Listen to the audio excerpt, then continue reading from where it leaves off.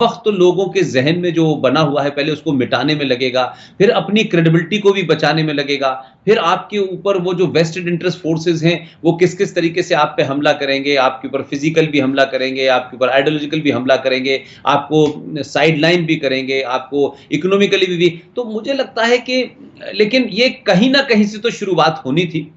लेकिन पूरी दुनिया में जो बदलाव है, वो भारत में भी लोगों को देखने को मिल रहा है और लेकिन हाँ, ये ज़रूर बात है कि एक ऐसा मौका हुआ कि 70 साल के बाद भारत में एक पॉलिटिकल डिस्पेंसेशन आया, उसका नैरेटिव अलग है। पहले तो अटल जी के ज़माने भी सरकार बदली थी, एक दूसरी आइडियोलॉजी की आई थी, लेकिन कुल मिलाकर के अटल जी की सरकार भी जो थी, वो मिली-जुली वो उन्हीं 20-25 पार्टियों की थी और उस दबाव में कोई एक ख़ास नैरेटिव नहीं था। आज भी जब इस सरकार आई है, 2/3 मेजॉरिटी से आई है, तो देखिए पहले रिजेक्ट किया लोगों ने। यानी आप देखें कि पहले कहा ये पढ़ा-लिखा आदमी नहीं है, ये बहुत कोई ज़्यादा क्या पॉलिटिक्स में जानता है, वर्ल्ड पॉलिटिक्स में क्या करेगा, इस तरीके के नैरेटिव क्रिएट कर रहे हैं उसके बारे में। फिर उसको बताया गया कि साहब ये तो मुस्लिम्स का भी बहुत बड़ा किलर है। तो मुझे लगा कि धीरे-धीरे वो फोर्सेस जो एक लंबे वक़्त से इस हुकूमत का या सत्ता का स्वाद या सत्ता का टेस्ट ले रहे थे, पावर में थे, एन्जॉय कर रहे थे, उनको लगने लगा कि अगर ये पूरा टूटेगा तो जो हमने इतने सालों में सब कुछ महल बनाया है,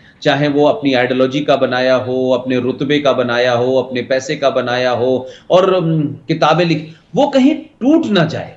तो ये सारी फोर्सेस विदाउट इसमें इसमें आप ये भी नहीं कह सकते कि सिर्फ मुसलमान, इसमें लेफ्टिस्ट भी शामिल हो गए, उसमें जिसको ये लग वो एक इंटरेस्ट था, वो एक जिसे कह सकते हैं वो पूरी आइडियोलॉजी इंटरेस्ट बेस्ड थी और उसमें सारे लोग इकट्ठे हुए और उसके बाद में लोगों ने वही सब शुरू किया तो कहा 2014 में आ गया है, ये तो एंटी इनकम्बेंसी की वजह से आ गया है। तब भी बहुत सारे लोगों का हमने ये हिपोक्रेसी देखी कि भाई आप अखबार के एडिटर हैं, कौन जीतेगा कौन नहीं जीतेगा ये लोकतंत्र के अंदर वोट बताएगा। लेकिन ये कैसे अखबार के एडिटरों ने यहाँ मुहिम चलाई कि साहब अगर नरेंद्र मोदी चुनाव जीत गए तो हम जो है देश छोड़ के चले जाएंगे।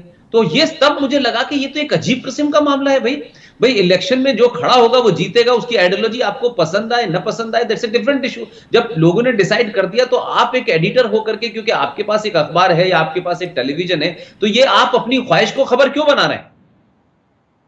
खबर को ख्वाहिश बनाए समझ में आता है, लेकिन ख्वाहिश को खबर मत बनाइए आप। तब मुझे लगता था कि कहते हैं कि ये चला, लेकिन शुरू-शुरू में बहुत सारे लोग ने इसको सिर्फ दे वेट एंड वॉच की पोजीशन में थे। लेकिन हमको ये लगा कि इस से बेहतरीन दौर हमको नहीं मिलेगा कि हम इस नैरेटिव के बारे में जब बोलेंगे तो हुकूमत से हमारा डायरेक्टली इनडायरेक्टली कोई लिंकेज नहीं है। हम शायद हुकूमत के किसी भी बड़े ओहदेदार से या किसी भी वजीर से शायद हमारी सलाम दुआ भी नहीं होती होगी, लेकिन जब हम ये बात सच बोलने लगते हैं, जब हम कहते हैं कि भाई मौलाना आज़ाद भारत के बहुत पहले शिक्षा मंत्री थे, उनके बारे में बहुत कुछ है, लेकिन भाई ये बताओ कि शिक्षा मंत्री अभी हाल में मोदी सरकार में एक शिक्षा मंत्री एक खवातून बनी और वो बेचारी अपनी जिंदगी में एक कमरे में 3 बहनें और माँ रहती थी और बहुत ही छोटे उसमें आई और मैकडॉनल्ड के अंदर जाकर के उन्होंने पोछा तक लगाया।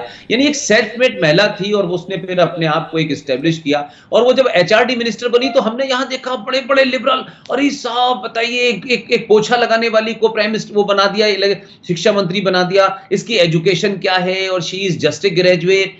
तो मैं इन बातों को सुनता भी था और ये सोचता था कि यार ये तमाम सारे लोग जो आज स्मृति ईरानी की एजुकेशन क्वालिफिकेशन को लेकर के इतना बड़ा तमाशा खड़ा कर रहे हैं, क्या कभी इन्होंने मौलाना आजाद से पूछा कि मौलाना आजाद किस स्कूल में गए थे?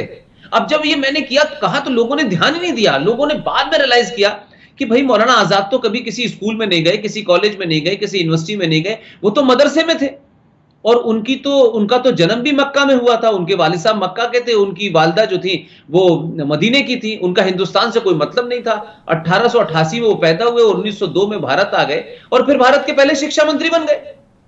तब किसी ने नहीं पूछा था कि डिग्री उनकी क्या है, क्योंकि बहुत सारी चीजें ऐसे ही चल रही हैं। मैंने कहा 5-5 जिस देश के अंदर एजुकेशन मिनिस्टर मुसलमान बने हो और मुसलमान ये कहता हो हम शिक्षा में पिछड़े हैं, तो इन बातों को कहने से लोगों को शुरू में लगता था कि नहीं Pushpendra you are not doing good यार, तुम जानते नहीं हो लोग बड़े पागल हैं, ये करते। तो मुझे लगा कि यार मरना वरना तो एक ही दिन है, हम तो बचपन से एक ही बार सुनते आए हैं कि एक ही बार जाना होता है और अल्लाह की मर्जी के बगैर दुनिया में कोई नहीं जा सकता। अब उसे आप अल्लाह कहें, ईश्वर कहें, कोई भी कहें, अगर उसकी मर्जी होगी तो वो उठा लेगा और उसकी मर्जी नहीं होगी तो आज अडवाणी जी भी मौजूद हैं और मोरारजी देसाई भी 100 साल के बाद गए, तो किसी के चाहने से कोई जाता-पाता नहीं है।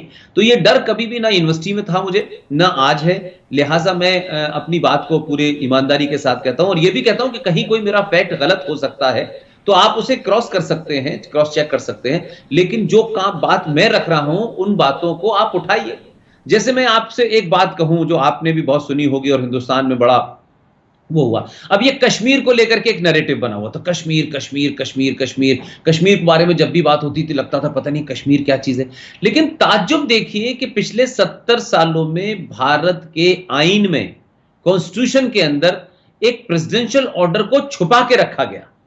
कभी उसके ऊपर चर्चा ही नहीं हुई। अक्रॉस द पार्टी किसी ने चर्चा नहीं की ये कैसे आया, क्यों आया। और उसको कश्मीर के संविधान में जब ऐड किया गया तो उन्होंने उसमें ये कहा कि हम इसे 1954 जब ये पास हुआ तब से न लेकर के हम 44 से लेंगे। अब उस पूरी हिस्ट्री को मैंने पढ़ा और उसको जब मैंने सामने रखा तो लोगों ने कहा ये तो हमें पूरे देश में लोगों ने मुझसे कहा। और मैंने कहा कि लोगों को, अवाम को अगर आप अलर्ट कर दें, उनको अवेयर कर दें, तो सरकारें आज नहीं कहीं डेमोक्रेसी के अंदर अल्टीमेट वोट दे की ताकत होती है।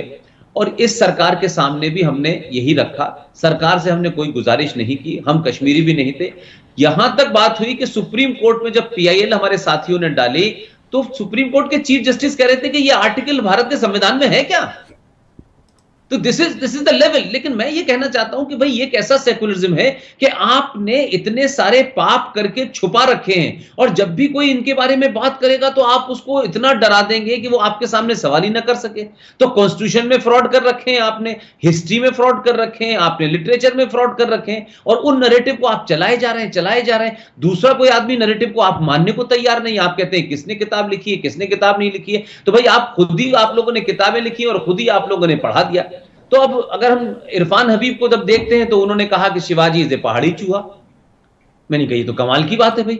तो आप हिस्ट्री में अकबर द ग्रेट बताते हैं, आप महाराणा प्रताप को नहीं बताते। तो तब मुझे लगा कि इस देश में हजारों सालों से जो हिंदू हैं, जो नॉन मुस्लिम्स हैं, उनके अंदर एक हर्ट है और वो अपनी हर्ट फीलिंग को कहीं एक्सप्रेस ही नहीं कर पा रहे हैं क्योंकि उनको ये डर लगता है कि अगर हमने ये फीलिंग की तो हम आउटकास्ट हो जाएंगे, सिस्टम हमारे खिलाफ हो जाएगा। वो हर्ट फीलिंग मैं आज जब बात करता हूं तो मैं ऐसे बुजुर्ग जिन्होंने शायद मेरा ख्याल है कि 80 से उम्र के ऊपर होगी ताहिर भाई, वो रोने लगते हैं और वो मतलब किस तरीके से कहते हैं कि हमने किन दबाव में काम किया है। हम जब वो इतनी दुआएं देते हैं, कुछ पैसा देने को तैयार हो जाते हैं। बहुत सारी लेडीज मुझे ऐसी मिली, बड़े बड़े ओहदेदार, जो अपने जेवर लेके मेरे पास आ गए।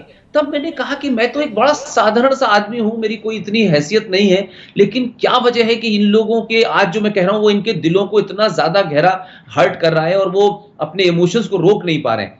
तो जैसे मैं आपको बताऊं कि जैसे भारत के संविधान में माइनॉरिटी और मेजॉरिटी का कहीं कोई मतलब नहीं है कि माइनॉरिटी कौन है और मेजॉरिटी कौन है, लेकिन ये झूठ चल रहा है। हमारे यहां माइनॉरिटी मिनिस्ट्री भी बनी हुई है और माइनॉरिटी कमीशन भी बना हुआ है।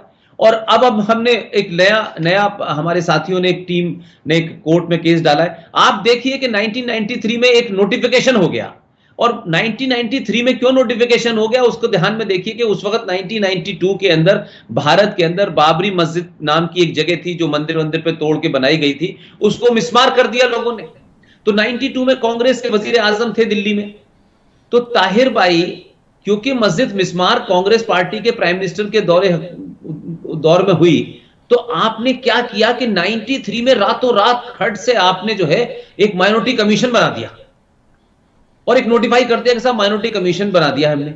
अब वो माइनॉरिटी कमीशन में किसी को ये नहीं पता कि बस बता दिया गया साहब इसमें सिख हैं, इसमें बौद्ध हैं, इसमें क्रिश्चियन है, इसमें पारसी है, भाई ये माइनॉरिटी में है। अब जब हमने 92 के बाद देखा कि सरकार को अपने दामन पे से दाग धोना था तो सेकुलर होने के लिए उन्होंने एक माइनॉरिटी कमीशन क्रिएट कर दिया। आज जब हमने पीआईएल सुप्रीम कोर्ट में डाली और ये पूछा है 1993 में, 1993 में ये जो आपने बनाया ये तो कहीं है ही नहीं। तो हमने सुप्रीम कोर्ट में पूछा तो सुप्रीम कोर्ट ने कहा कि अच्छा ऐसी बात है, हमने आरटीआई डाली तो आरटीआई में पता चला कि ऐसा तो कोई लॉ ही नहीं है हमारे यहाँ, कोई डेफिनेशन ही नहीं है माइनॉरिटी की। और उसकी वजह से क्या कमाल का नोटिफिकेशन है कि आज की डेट में लक्षद्वीप नाम की एक जगह है हिंदुस्तान में, लक्षद्वीप में 2% हिंदू रहते हैं, 98% मुसलमान रहते हैं। लेकिन इस नोटिफिकेशन के हिसाब से 2% हिंदू लक्षद्वीप में मेजॉरिटी में है और 98% मुसलमान वहां माइनॉरिटी में है। मिजोरम में 3% हिंदू में है और बाकी 97% क्रिश्चियंस हैं, लेकिन क्रिश्चियन माइनॉरिटी में है और हिंदू मेजॉरिटी में